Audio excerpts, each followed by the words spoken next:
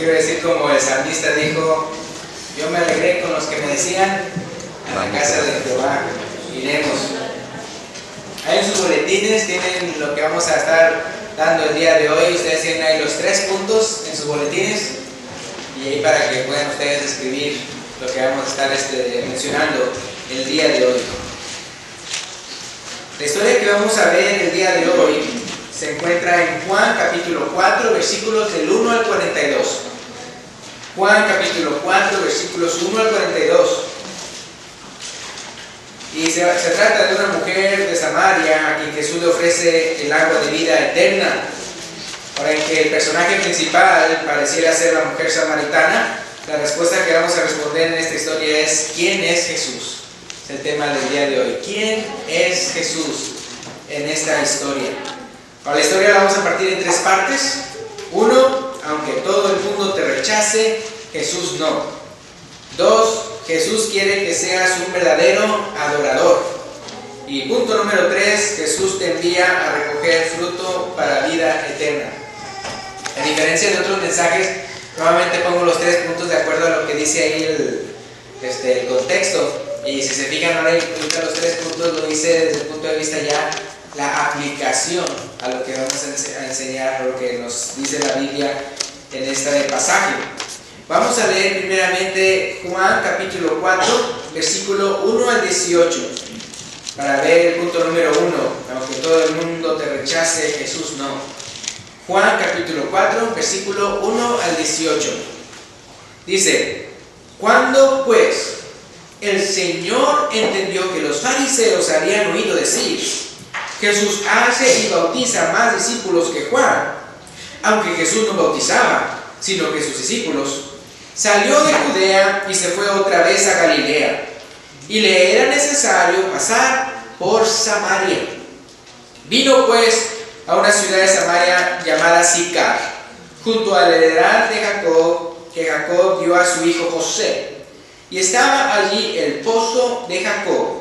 Entonces Jesús, cansado del camino, se sentó así junto al pozo. Era como la hora sexta. Vino una mujer de Samaria a sacar agua, y Jesús le dijo, dame de beber, pues sus discípulos habían ido a la ciudad a comprar de comer. La mujer samaritana le dijo, ¿cómo tú, siendo judío, me pides a mí de beber, que soy mujer samaritana?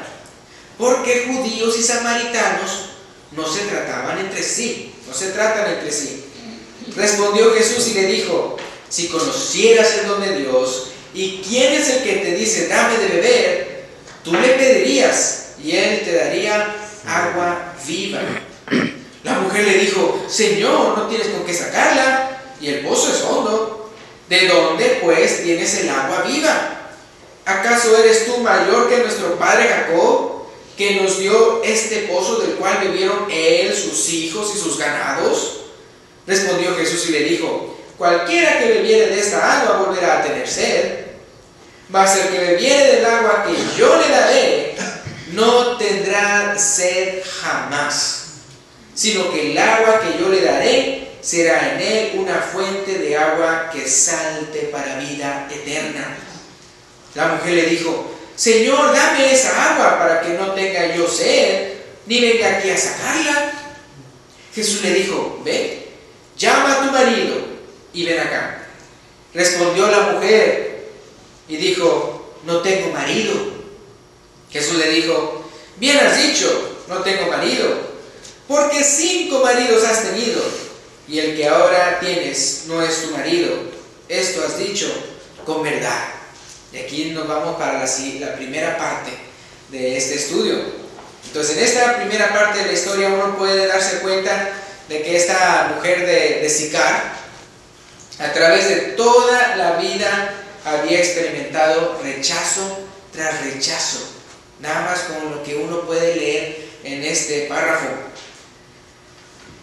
Hermanas y amigas, ¿cuántas de ustedes no se sienten desvalorizadas por la sociedad solo por el hecho de ser mujeres? Solo por el hecho de ser mujeres, como que la sociedad las tiene en menos valor, como ciudadanas de segunda categoría. Una de las oraciones de los rabinos judíos en el tiempo de Jesús decía: gracias Dios por no haberme hecho gentil, ni esclavo, ni mujer. Era lo que decían. Ahora, esto lo decían porque en el templo que construyó Herodes, los patios que eran para esos tres grupos eran un poquito más lejanos del templo que lo que era el patio de los varones. Entonces por eso hacían esta oración.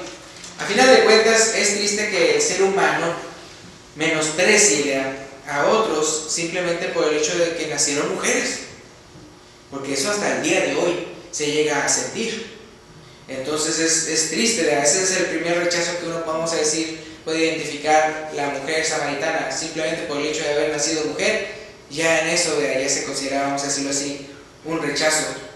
Por otro lado, no nada más nació mujer, sino samaritana, porque le tocó de nacer ahí, en Samaria.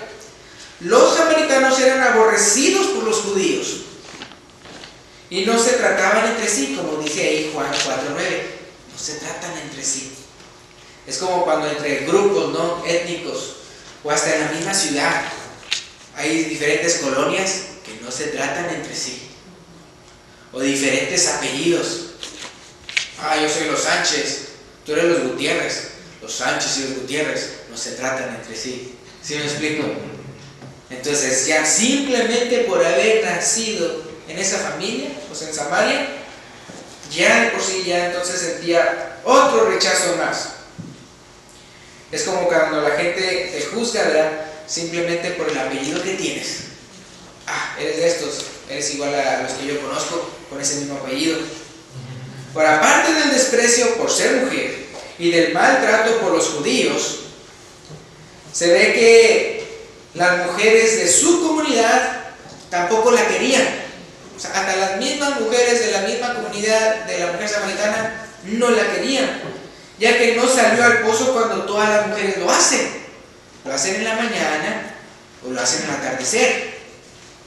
Y ella lo hizo a la hora sexta, que viene siendo las 12. O sea, lo que es en nuestro reloj, las 12 del día. O sea, cuando el sol está en su apogeo, cuando nadie va a sacar agua del pozo. Lo haces en la mañanita, cuando está fresquecito, y lo haces en el atardecer, y cuando todas las mujeres van. Ella no, ella lo hizo sola, al mediodía, cuando nadie iba a estar ahí. Entonces, ¿cómo te sientes cuando las personas de la sociedad te rechazan? ¿Cómo te sientes tú? ¿Cómo te hacen sentir? El hecho de que las personas te rechacen, las de tu colonia, las de tu barrio, las de tu municipio, las de tu departamento, ya sea por tu género o por los pecados de tus padres. ¿Cómo te sientes cuando las personas de tu mismo género te rechazan? Porque te tocó vivir una vida desgraciable. Y si eso no es suficiente para hacerte sentir como basura, imagínate que fueras una persona que tiene mucho que dar, pero a quien le rompen el corazón. Usted se siente como con mucho deseo de dar, de amar, de dar su vida, su corazón, pero le rompen el corazón a usted. Y no nada más le rompen el corazón una o dos o tres veces, sino 5 veces. 5 veces. 5 veces le entregaste el corazón y tu vida a alguien solo para que en cada ocasión te lo devolvieran con odio, desprecio y rechazo. Pero imagínate tener una vida tan desilusionada que ya no crees en el matrimonio ni crees en el amor. Porque rechazo, tras rechazo, tras rechazo, tras rechazo, tras rechazo. Y que te echen de la casa. Y con desesperación buscas un remedio que apague tu sed y no tengas que salir al pozo de agua donde estás expuesto a que se burlen de ti. ¿Quién es Jesús en esta primera parte? En esta primera parte, Juan capítulo 4, 1 al 18. Bueno, pues Jesús es el que rompe las barreras culturales, las fronteras de discriminación y las divisiones religiosas. Culturales porque no se veía bien que un rabino, que un maestro, públicamente estuviera hablando con una mujer. Por otro lado, El hecho de que los judíos y los samaritanos no se trataban entre sí. Y por otro lado, también vean las divisiones religiosas, ya que también existía esa división, como ustedes pueden ver o van a ver en eso de las preguntas de la samaritana. Él rompe con todo eso, con todas esas fronteras, con todas esas divisiones, con todas esas cosas que el hombre pone. Él rompe todo eso, nuestro amado Señor Jesús. Y entonces, ¿quién es Jesús aquí? Bueno, pues Jesús es el que te puede dar el agua de vida. El agua de vida, el agua viva. Eso lo dice en Juan 4:10. El agua viva. En Juan 4:14, Él dice: un agua que produzca en ti una fuente de agua que salte para vida eterna. No nada más va a ser un agua que te satisfaga a ti. Y dice, vean, el que tome de esta agua no tendrá sed jamás. Si usted, vamos a decirlo así, espiritualmente hablando, de repente le da sed, y otra vez sed, y otra vez sed, y otra vez sed, ¿no será que tal vez no ha recibido de esa agua? Estoy hablando espiritualmente. Si de repente le da espiritualmente otra vez sed, y otra vez sed, como que lo que Dios le ha dado no le satisface, ¿será que tal vez es porque no ha obtenido en primer lugar de esa agua? Porque dice, una vez que tú lo tienes, no vas a tener sed jamás. Pero en cambio hay unas personas que todavía, según esto, tienen a Cristo y todavía se van a buscar respuesta en otra religión, o en otras ideas, o en otros libros, o ¿sí me explico? En otras cosas. ¿Lo que pasó no te satisfizo? ¿O será que realmente no tomaste del agua? Ya que ya no tienes sed jamás. No nada más ya te va a satisfacer la sed, sino que va a producir en ti una fuente. O sea, hasta tú mismo vas a ser como fuente para otros, como un eslabón entre Jesús, tú y los demás. Como dice, tu copa va a sobresalir lo que es el agua. Y otras personas van a ser bendecidas por la bendición que tú has obtenido de Dios. Ahora, quiero así decirles, cuando dice que tenía necesidad de pasar por Samaria, no nada más era porque geográficamente era así. Acá está Judea, iba para Galilea y en medio estaba Samaria. Porque lo que hacían los judíos era darle la vuelta. Se cruzaban el río Jordán y se cruzaban otra vez el río Jordán por acá arriba y iban a Galilea. O viceversa, de Galilea como vea uno que le saca la vuelta a una colonia. Tengo que pasar por ahí porque quiero llegar al otro lado. Le saco la vuelta, me voy por el Pedway, me lleve derecho. Entonces, él pudo haber hecho eso, pero cuando dice que tenía necesidad de pasar por Samaria, no nada más era por la geografía, sino porque él quería hacer la voluntad de su Padre, porque él ya tenía algo que hacer ahí en Samaria, y era la predicación y el fruto que se iba a producir ahí en Samaria por esta historia. Ahora, aquí en Juan capítulo 7, versículo 37 al 39, podemos comprender más a qué se refiere a esa agua. Cuando les digo que ustedes al probar de esa agua ya no van a tener sed jamás, y estamos hablando espiritualmente, ¿a qué nos estamos refiriendo con esa agua? Bueno, en otra pasaje de las Escrituras, en Juan 7, 37 al 39, Jesús dice lo siguiente: si alguno tiene sed, venga a mí y beba. El que cree en mí, como dice la Escritura, de su interior correrán ríos de agua viva. Juan 7:39. Esto dijo del Espíritu, con mayúscula, porque está hablando del Espíritu Santo. Esto dijo del Espíritu que habían de recibir los que creyesen en Él, pues aún no había venido el Espíritu Santo, porque Jesús no había sido aún glorificado. O sea, esto iba a pasar cuando Él iba a ser glorificado. Y ustedes, cuando fue el inicio de la iglesia, en el día de Pentecostés, entonces era cuando iban a recibir esa agua. Desde aquel entonces hasta el día de hoy, todos podemos recibir el Espíritu Santo.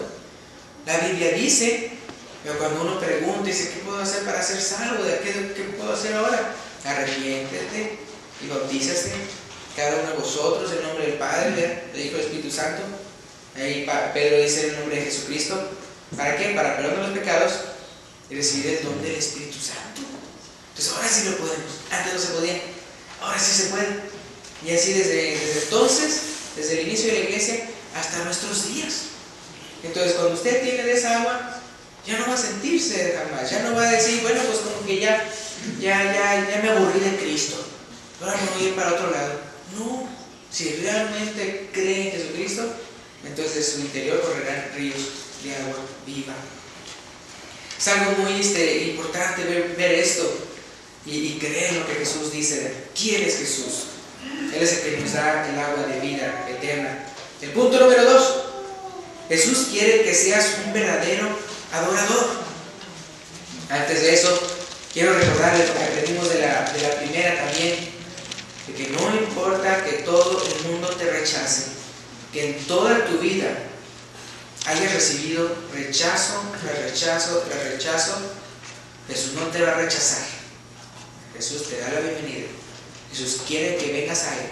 No necesitas de cubeta ni de ir a un pozo, sino que creas en Él y que tengas sed. Que tengas sed de Él. Cuando tienes sed, como el siervo que clama por las corrientes de las aguas, así clama mi alma por ti, oh Dios. Entonces de esa manera que nosotros clamemos, que tengamos esa sed, y entonces Él nos va a satisfacer esa sed. Ahora en Juan capítulo 4, versículo 19 al 26, Juan capítulo 4, versículo 19 al 26, dice, le dijo la mujer, Señor, me parece que tú eres profeta. ¿Pero por qué le dijo esto? Porque le acaba de decir toda su vida, ¿no? Cuando dijo, no tengo marido. Esto has dicho con verdad. Porque 5 maridos has tenido y el que ahora tienes no es tu marido. El andar viviendo juntos con alguien no te hace automáticamente su marido o su esposa. Entonces eso había pasado con ella. Después de tanta desilusión de matrimonios fracasados, porque conste que él sí tomó a los 5 de esos como matrimonios. 5 maridos has tenido. Se habían casado, uno y luego otro y luego el otro y el otro, porque el otro la divorciaba, lo echaban para afuera. A la mera hora ya las personas, el día de hoy, nada más fracasan una vez ya su matrimonio. ¿Y qué es lo que dicen las personas? Ya no me voy a volver a casar. Pero si se junta con alguien. Y esto le pasó a ella en su 6ª vez. Ya la 6ª me dijo, ya no me hacen tonta. Ahora ya. Pero ¿qué pasa? Como que ya se juntó con alguien. De 5 maridos has tenido, pero el que ahora tienes no es tu marido. Imagínense que así Jesús enfrente de ustedes, sin que ustedes sepan que Él es el Mesías, pero le digan todo acerca de usted. ¿Le pondrían más atención a esa persona o no? Sí, pero como que vamos a cambiar de tema, ¿no? Eso es lo que hace ella. El versículo 19, le dijo la mujer, Señor, me parece que tú eres profeta. Nuestros padres, pues ya que es profeta, entonces voy a decirle una pregunta que tenga que ver con religión. No vamos a hablar de nuestra vida, vamos a hablar de esta otra cosa. Versículo 20, nuestros padres adoraron en este monte y vosotros decís que en Jerusalén es el lugar donde se debe adorar. Jesús le dijo, mujer, créeme que la hora viene cuando ni en este monte ni en Jerusalén adoraréis al Padre. Vosotros adoráis lo que no sabéis, nosotros adoramos lo que sabemos, porque la salvación viene de los judíos. Versículo 23, mas la hora viene y ahora es cuando los verdaderos adoradores adorarán al Padre en espíritu y en verdad, porque también el Padre tales adoradores busca que le adoren. Dios es espíritu, y los que le adoran en espíritu y en verdad es necesario que adoren. Le dijo a la mujer, sé que ha de venir el Mesías, llamado el Cristo. Cuando Él venga, nos declarará todas las cosas. Jesús le dijo, yo soy el que habla contigo. Fíjense, hasta los samaritanos, hasta esta mujer, estaban esperando al Mesías. Fuera de andar adorando en Jerusalén, pero ellos estaban esperando al Mesías. No sé si se satisfizo o no, vea, con la respuesta que Jesús le dio. Ya, bueno, pues, o sea, esa será tu opinión, vea, pero pues cuando venga el Mesías, Él no va a decir, Él sí nos va a aclarar todo. Pues soy yo. Imagínense el impacto de ¡wow! ¿Lo dudó ella cuando le dijo eso? Después vamos a ver qué pasó. Pero antes de ver lo que sigue, vamos a ver lo que aprendemos en esta segunda parte. El monte al que se refiere la samaritana era el monte Gerizim. El monte donde estaba el templo de Jerusalén es el que le llamamos el monte Sión. Pero ella está hablando del monte Gerizim. Los samaritanos habían construido ahí un templo que fuera rival al templo de Jerusalén, ya que por sus actos contra Dios ya no eran bienvenidos en el templo de Jerusalén. La mujer samaritana había escuchado lo que era cierto, que solo en el templo de Jerusalén se debía adorar a Dios. Eso lo puede usted ver en Deuteronomio 12:11. Solamente el lugar donde Dios escogió para que lo adoraran, ese lugar, ninguna otra parte, solamente ahí. Y aunque esto iba a cambiar, porque luego se lo dijo, vea cómo esto iba a cambiar, Jesús con mucho amor le tuvo que decir una gran verdad en el versículo 22. Vea, él por su amor, o no dijo de que, ay, bueno, no la voy a ofender, no le voy a decir esto, no, Él le tuvo que decir la verdad. En el versículo 22 está ahí fuerte: vosotros adoráis lo que no sabéis. Nosotros adoramos lo que sabemos, porque la salvación viene de los judíos. Entonces, la manera, esto lo dice Jesús, porque la manera en que los samaritanos adoraban en aquel entonces era lamentablemente la manera errónea que el día de hoy aún unos adoran a Dios. Piensan estar adorando a Dios y lo están haciendo, pero bien mal. Vamos a ver cómo lo adoraban ellos a Dios y cómo se refleja el día de hoy en personas que dicen estar adorando a Dios y están totalmente mal. Fíjense en 2 de Reyes, capítulo 17, del 26 al 41. Vayan a sus Biblias y vean 2 de Reyes, capítulo 17, 26 al 41. Y el mismo error, vea, que se cometió ahí en Samaria, el día de hoy se comete. Pero piensan que están adorando a Dios. Nada más voy a seleccionar ciertos versículos. 2 de Reyes, capítulo 17, versículo 26, dice: dijeron pues al rey de Asiria. Aquí ya habían conquistado los pueblos de Asiria, lo que era Israel y Samaria, los habían saqueado, habían sacado hasta las personas de allí, algunas se habían quedado.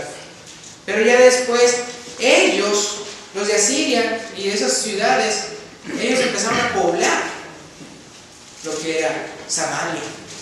Entonces esto es lo que estaba pasando.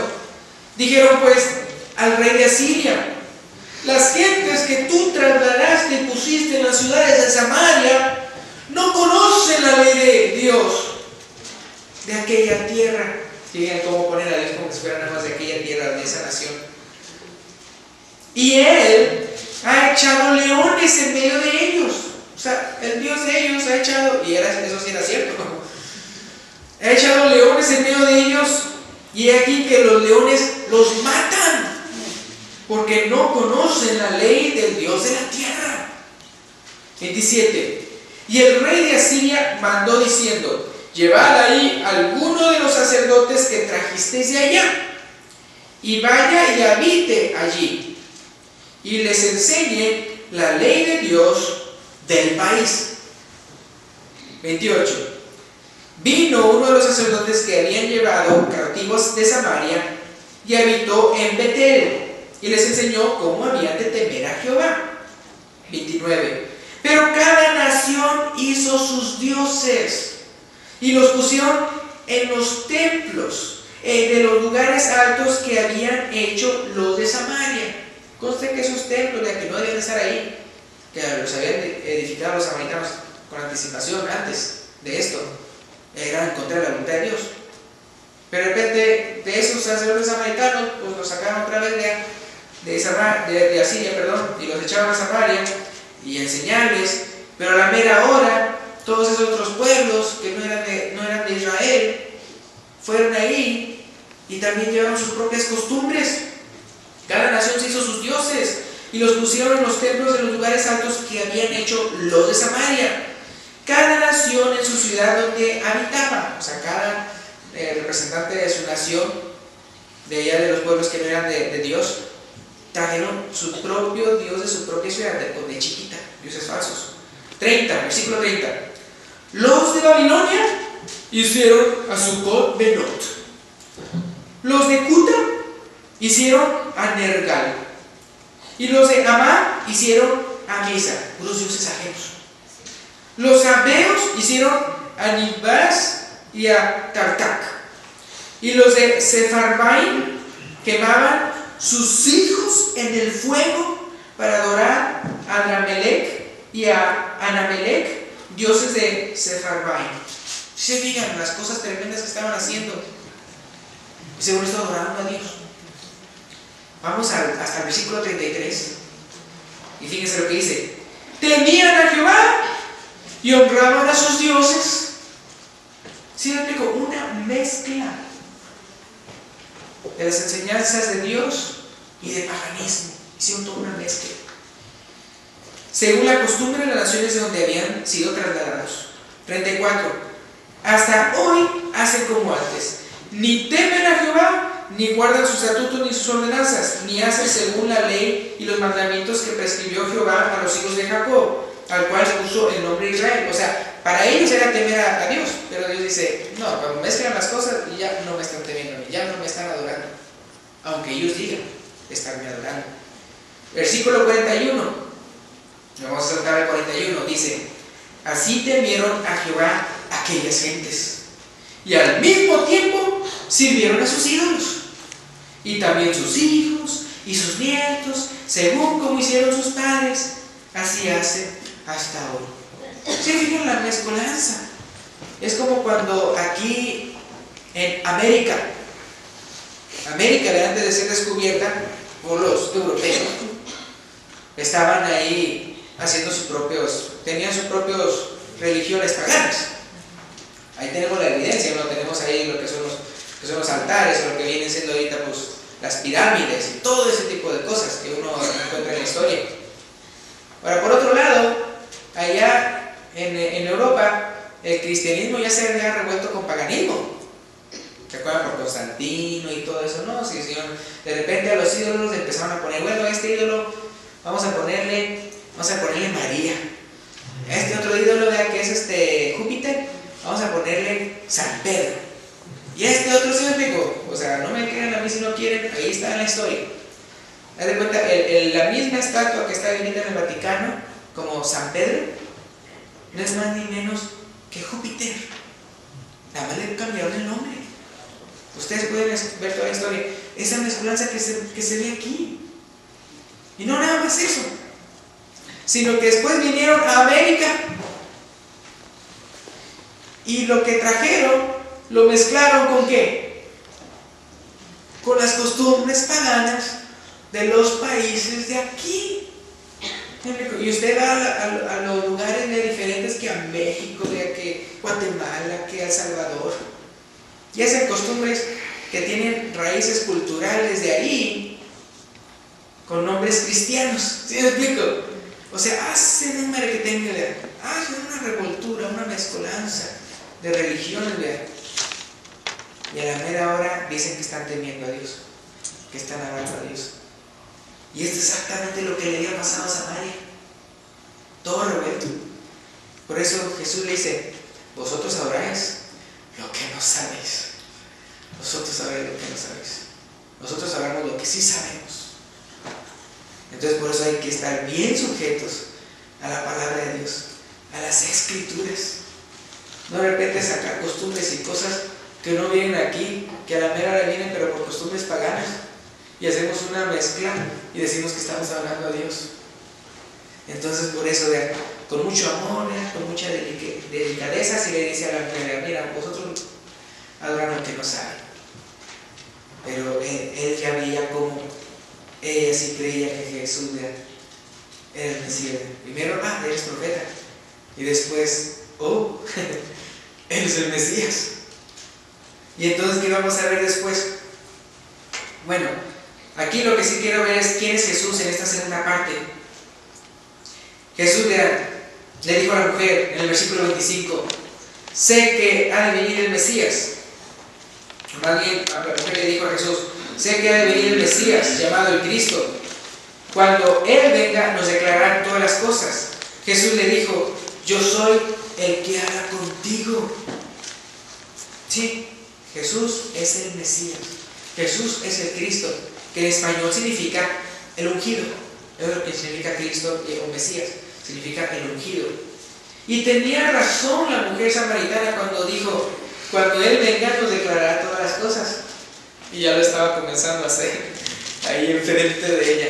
Entonces, cuando usted viene a Jesús, Él sin duda alguna le va a declarar a través de las Sagradas Escrituras la voluntad de Dios. Miren, si usted está buscando a Dios, Él le va a decir cómo es. Él le va a decir cómo llegar. Él le va a decir, y están en las Escrituras sus enseñanzas. No hay duda de eso. Donde podemos encontrar cómo buscar y cómo encontrar a Dios es en la palabra de Dios. Esa Biblia que usted tiene en su regazo es un tesoro. Entonces ahí téngalo y léalo, estúdialo y también compártalo a otras personas y practíquelo. También lo que podemos ver aquí en esta segunda parte es que no nada más Él hace la voluntad de Dios, que Él es el Mesías, sino que Él se merece de que se le adore como lo que Dios es. Dice: Dios es espíritu, y los que le adoran es necesario que le adoren en espíritu y en verdad. En espíritu y en verdad. Ya no se van a andar pensando que aquí en Jerusalén o que allá en Samaria, ¿dónde se va a adorar? No, ya se puede adorar donde sea. Salud. Se puede adorar donde sea. ¿Por qué? Porque Dios es espíritu. Que no creamos como las otras personas ay, Dios está en el templo, ¿verdad? Dios está aquí, ¿verdad? En este lugar. Por lo tanto, ahora Dios está aquí, eso sí lo sabemos. Pero ellos lo dicen desde el punto de vista de que está aquí adentro y no está ¿qué? Y no está afuera. Ahí en mi casa, o de lunes a viernes o sábado, yo hago todo lo que me pega la gana y cuando vengo aquí soy un santito. ¿Ya? Porque aquí está Dios. No, Dios está en todos lugares, mirando a los malos y a los buenos. Eso dice Proverbios 15:3. La cosa es que a Él se le puede adorar donde sea. Porque Él no es un Dios de una nación, como creían los asirios. El Dios de esa tierra. Es el Dios que creó los cielos y la tierra. Él está en todas partes. Y se le puede adorar en todas partes. Pero es necesario hacerlo de una manera espiritual. De una manera que traslada a las paredes. Que a la otra manera, que en esa manera, ¿por qué? Porque Dios es espíritu. No se contiene en algunas paredes. Y también tiene que ser en verdad. En verdad. No se puede adorar a Él como a mí me pega la gana, sino que se tiene que adorar como Él quiere que se le adore, con verdad. No como en el caso de los samaritanos, que habían hecho una revoltura. Habían puesto cosas del pueblo de Dios con cosas que eran paganas, sino que solamente era con lo que Dios dice, con la verdad. Y también, ¿verdad? Por supuesto, sin agregarle tradiciones paganas ni doctrinas de hombres. Necesitamos adorarlo de corazón, no hipócritamente. Y el punto número 3: Jesús te envía a recoger fruto para vida eterna. Aquí en Juan 4, 27 al 42 dice: en esto vinieron sus discípulos. Ya cuando le había revelado: soy yo el que habla contigo. En esto vinieron sus discípulos y se maravillaron que hablaban con una mujer. ¿Se acuerdan que les decía, verdad, que la cultura decía que un rabino podía andar hablando en público a una mujer? Sin embargo, ninguno dijo: ¿qué preguntas? ¿O qué hablas con ella? Entonces la mujer dejó su cántaro y fue a la ciudad y dijo a los hombres: venid, ved a un hombre que me ha dicho todo cuanto he hecho. ¿No será este el Cristo? O sea, que ella creyó o no creyó que era el Mesías. Sí. Y está diciéndole a los otros: no será él. Vengan, él me ha dicho todo lo que he hecho en mi vida. 30.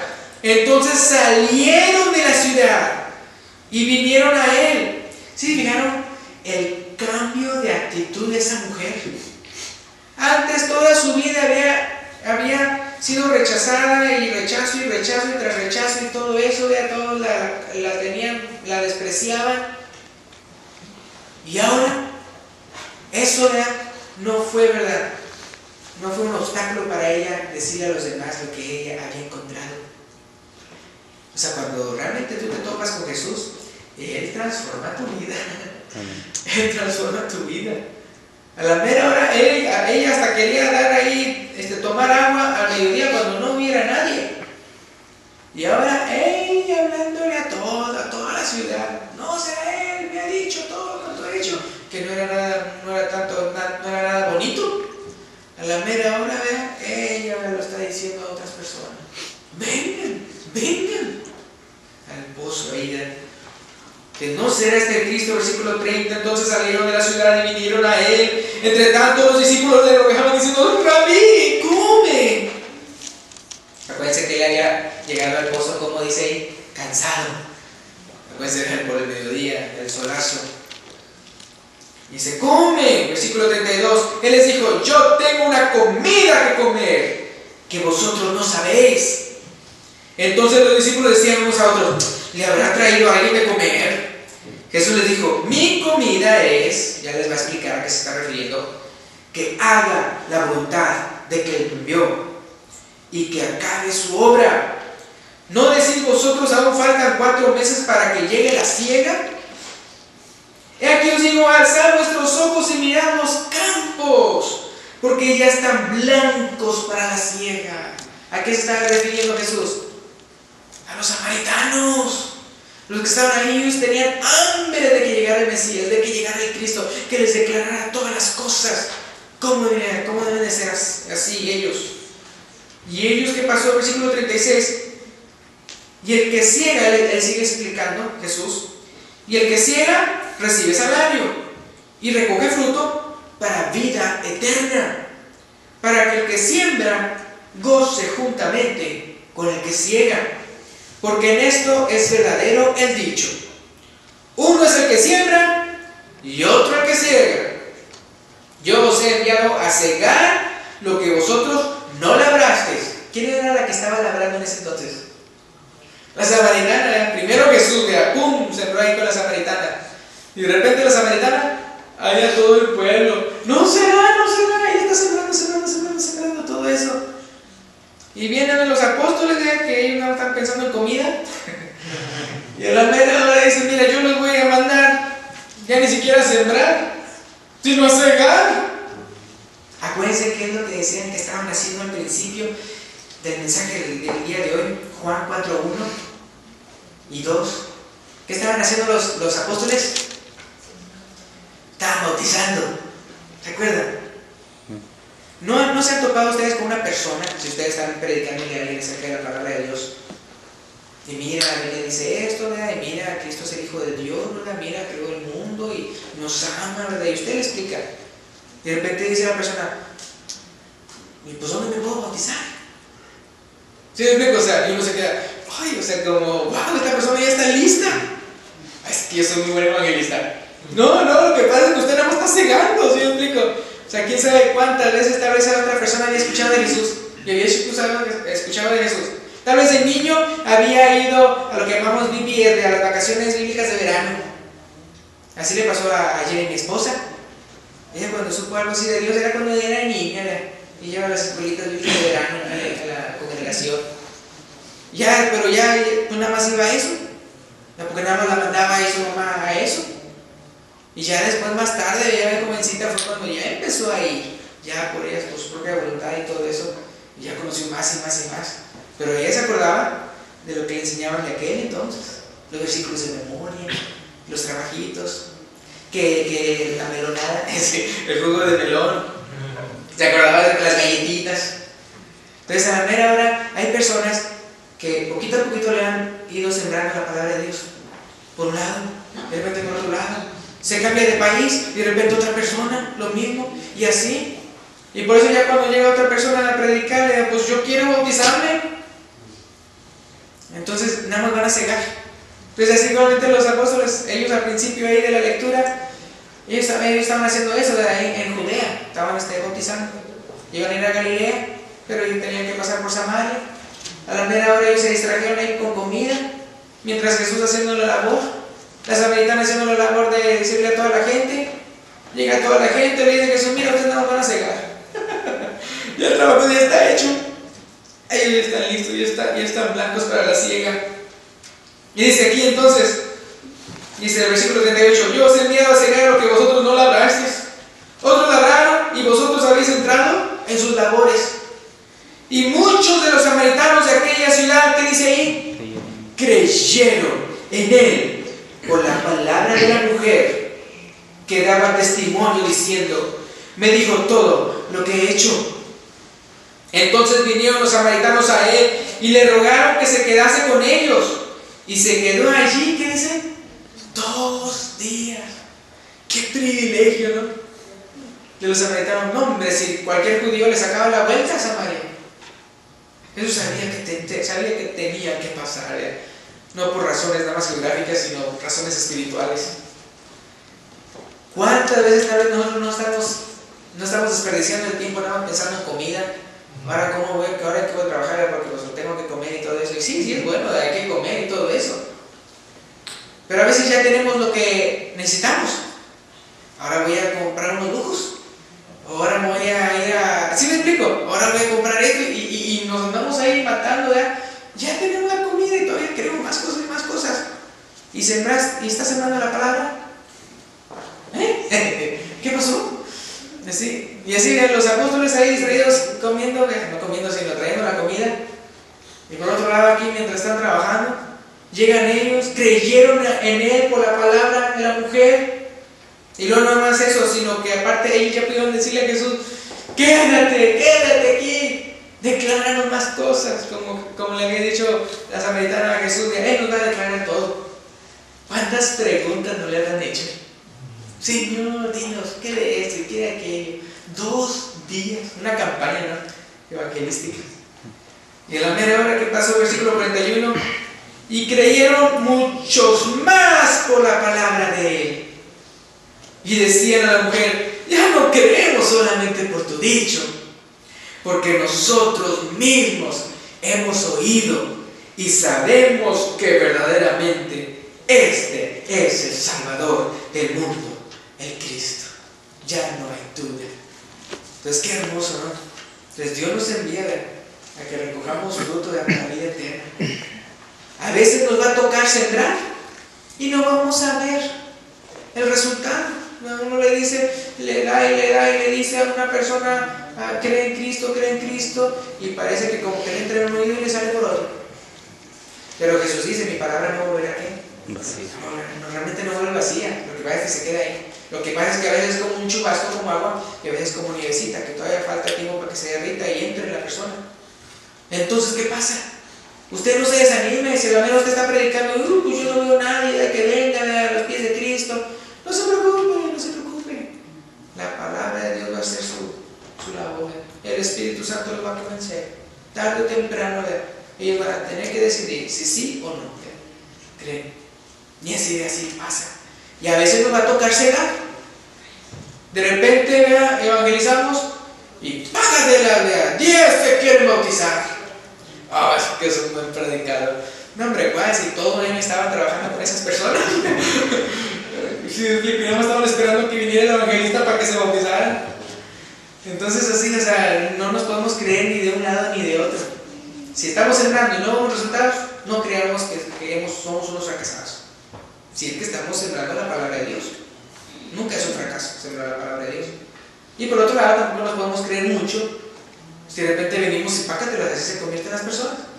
Porque nada más entramos en las labores de otros y estamos cegando, estamos recogiendo el fruto. Entonces, dice 1 Corintios 3, 5 al 11, 1 Corintios 3, 5 al 11, que dice, ¿qué pues es Pablo? ¿Qué es Apolos?